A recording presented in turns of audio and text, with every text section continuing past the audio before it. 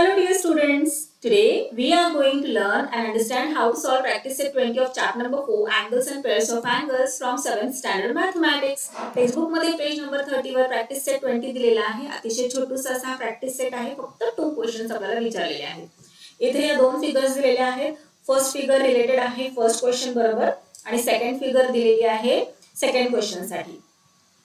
आता इथे हे दोन्ही क्वेश्चन्स वर्टिकली अपोजिट अँगल्स या एका कन्सेप्टवर आधारित आहेत.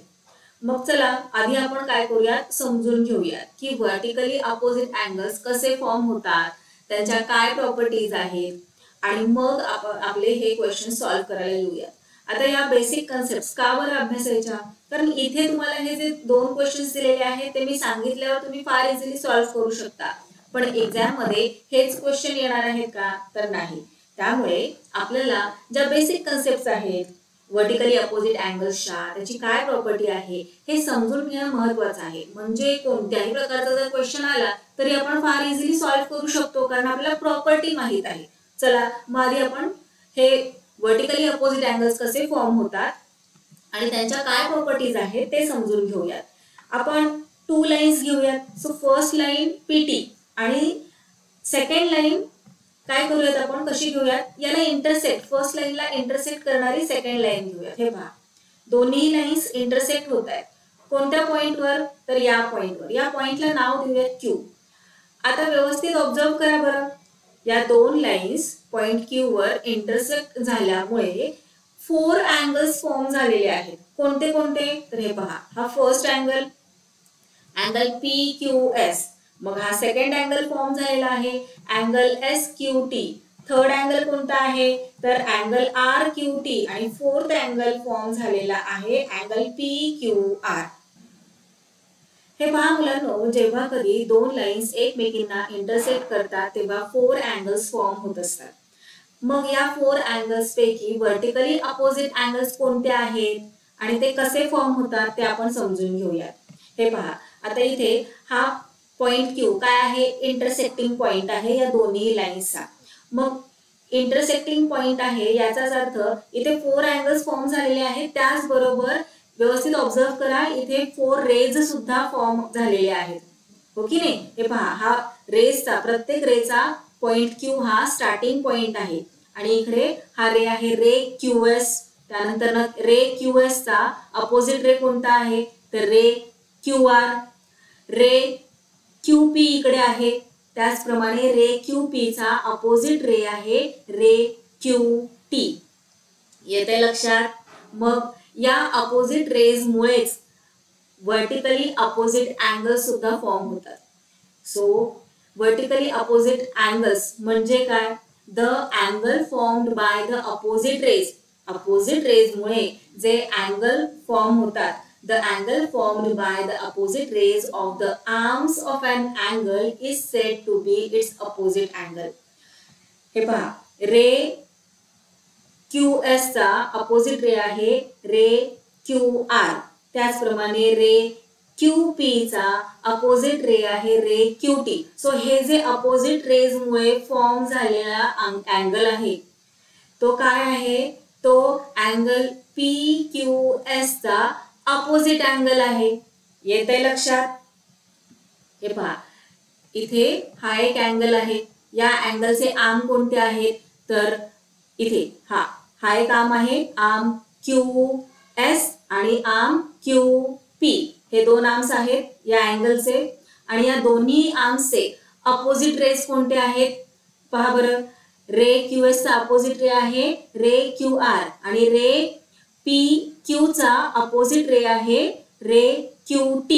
सो या अपोजिट रेज मुळे जो हा अँगल फॉर्म झालेला आहे अँगल RQT, तो कसा अँगल आहे, अँगल PQS चा अपोजिट वर्टिकली अपोजिट अँगल आहे. त्याचप्रमाणे आता हे पहा इथे हा जो अँगल आहे ना अँगल PQR, याचे दोन आर्म्स कोणते आहेत, तर आर्म QP आणि आर्म QR. आर्म QP चा अपोजिट रे कोणता आहे, तर QT आणि QR या रेचा अपोजिट रे कोणता आहे, अपोजिट रे आहे QS. सो या अपोजिट रेज मुळे हा एक अँगल फॉर्म झालेला आहे, अँगल SQT. सो हा व्हर्टिकली अपोजिट अँगल आहे. कोणत्या अँगलचा? अँगल PQR चा. आलं लक्षात तुम्हाला? अँगल PQS चा अपोजिट अँगल आहे RQT आणि अँगल PQR चा अपोजिट अँगल आहे अँगल SQT. आता हे जे अपोजिट अँगल असतात ना ते इक्वल मेजरचे असतात. येते लक्षात? अपोजिट अँगल्स कसे फॉर्म झाले आणि त्यांची काय प्रॉपर्टी आहे की ते इक्वल मेजरचे असतात. म्हणजे जर अँगल PQR 55 डिग्रीचा असेल तर अँगल RQT हा सुद्धा 55 डिग्रीचा असणार आणि जर अँगल PQR 45 डिग्रीचा असेल तर अँगल SQT हा सुद्धा 45 डिग्रीचा असेल. कसं काय? चला तेही समजून घेऊयात, कारण एक्झाम मध्ये तुम्हाला सरळ सरळ क्वेश्चन विचारला जाणार नाहीच आहे की सांगा बरं अँगल PQR 30 डिग्रीचा आहे तर अँगल SQT किती डिग्रीचा असेल. प्रॉपर्टी आपल्याला माहिती आहे की 30 इक्वल मेजरचे असतात, पण एक्झाम मध्ये असे फर्स्ट आणि सेकंड स्टँडर्ड सारखे क्वेश्चन आपल्याला विचारले जातात का? नाही ना, थोडेसे घुमवून फिरवून विचारले जातात. मग आपल्याला सगळ्या डिरेक्शनने विचार करावा लागतो, थिंक करावं लागतं आणि मग आपल्या क्वेश्चनचे आन्सर राईट करावे लागतात. तरच तर आपल्याला टीचर खुश होऊन मार्क देणार आहेत.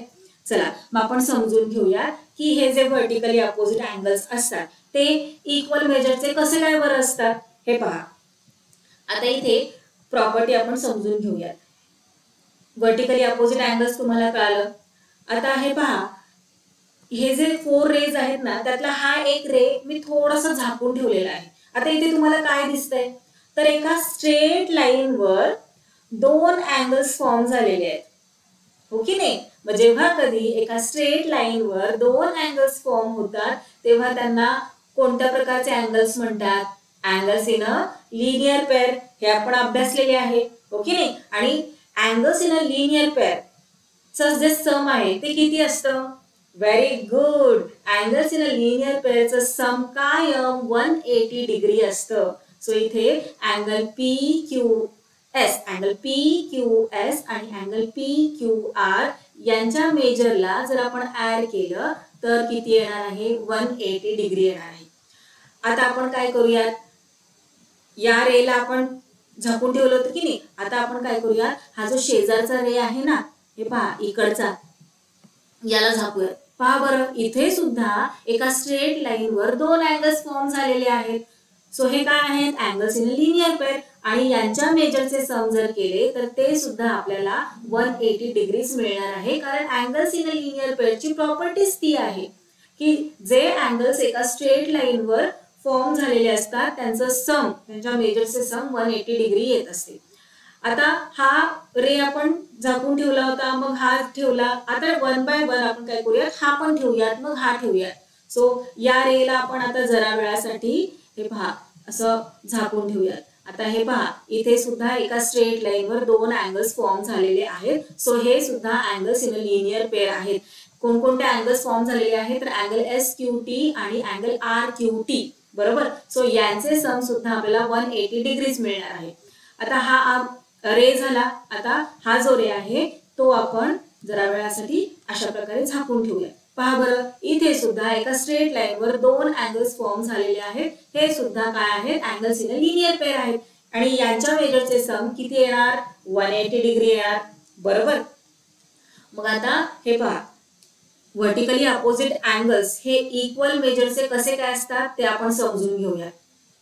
सो त्यासाठी आपण काय करूयात, हे अँगल म्हणण्यामध्ये आपली खूप एनर्जी जाते आणि समजून घ्यायला पण कठीण जाते. प्रत्येक अँगलचं नाव घ्या. आपण काय करूयात, प्रत्येक अँगलला ना ABCD असं नाव लिहून घेऊयात. सो हे पहा, याला देऊयात इथे, याला देऊयात A नाव, याला देऊयात B नाव, याला देऊयात C नाव आणि याला देऊयात D नाव. आता हे पहा, अँगल PQS म्हणजे काय आहे? A. आता अँगल PQR म्हणजे काय आहे? D. सो इथे राईट करून घेऊया D. A प्लस D काय येतंय? 180 डिग्री.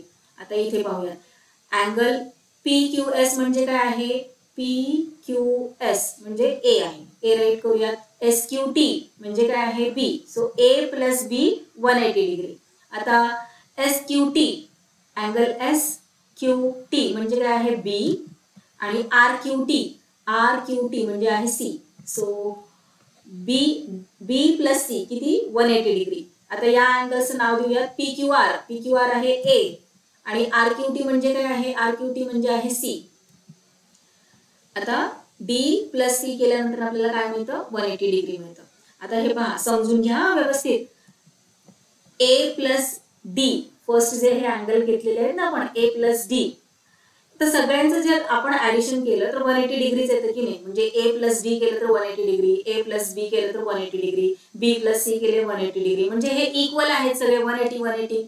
सो आपण यांना अशा प्रकारे सुद्धा राईट करू शकतो ना, A plus D is equal to A plus B, कारण दोन्हीही 180 डिग्रीचेच आहेत हे. सो आता इथे 180 डिग्री यातील हे पहा इथे ए आहे इथे ए आहे. सो ए आपण अशा प्रकारे कॅन्सल आउट करूया. काय रिमेनिंग राहिलं डी इज इक्वल टू बी. येते का लक्षात तुम्हाला? याचाच अर्थ डी चं जेवढं मेजर आहे तेवढंच बी चं आहे. आलं लक्षात तुम्हाला? वर्टिकली अपोजिट अँगलची जी आपण प्रॉपर्टी पाहिली की दोन्ही इक्वल मेजरचे असतात, ते आपण इथे कशा प्रकारे प्रूव्ह केलं. सो इथे जेवढा मेजरचा अँगल बी आहे तेवढाच मेजरचा अँगल डी आहे.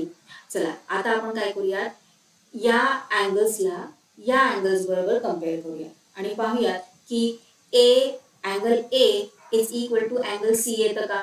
सो हे पहा angle A plus angle B 180 degree आहे की नाही, मग is equal to angle B plus angle C, कारण दोन्हीही 180 डिग्रीचे आहेत.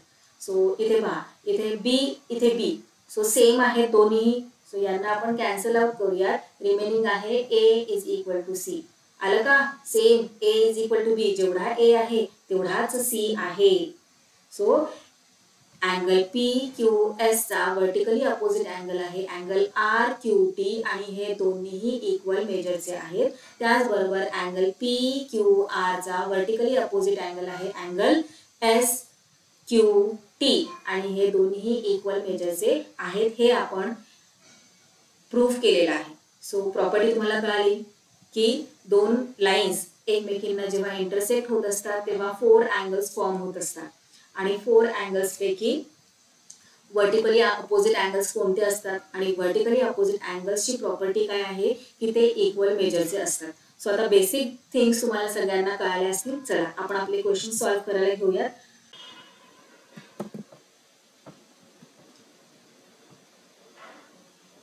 फर्स्ट क्वेश्चन आपल्याला दिलेला आहे लाईन AC. हे पहा लाईन AC आणि लाईन BD हे पॉइंट P वर इंटरसेक्ट होत आहेत आणि त्यामुळे 4 अँगल्स फॉर्म झालेले आहेत. कोणते कोणते सांगा बरं मला. हे पहा हा फर्स्ट अँगल APB, त्यानंतर हा सेकंड अँगल फॉर्म झालेला आहे अँगल BPC आणि थर्ड अँगल आहे इथे अँगल DPC आणि फोर्थ अँगल आहे अँगल APD आणि फोर्थ अँगल APD चे मेजर त्यांनी दिलेले आहे 47 आणि इतर जे हे 3 अँगल्स फॉर्म झालेले आहेत त्यांचे मेजर आपल्याला फाइंड आउट करायला सांगितलेले आहे. सो हे पहा अँगल APD चा वर्टिकली अपोजिट अँगल कोणता आहे? वर्टिकली अपोजिट अँगल आहे अँगल BPC. हे पहा अँगल APD चा वर्टिकली अपोजिट अँगल आहे अँगल BPC आणि प्रॉपर्टी काय आहे की इक्वल मेजरचे असतात. सो हा जो सेकंड अँगल त्यांनी आपल्याला सांगितले अँगल BPC तो किती येणार आहे 47 डिग्री, कारण वर्टिकली अपोजिट अँगल्स आहेत. चला मग आधी आपण अँगल BPC चं मेजर राईट करून घेऊया. Angle APD, measure of angle APD is equal to measure of angle BPC.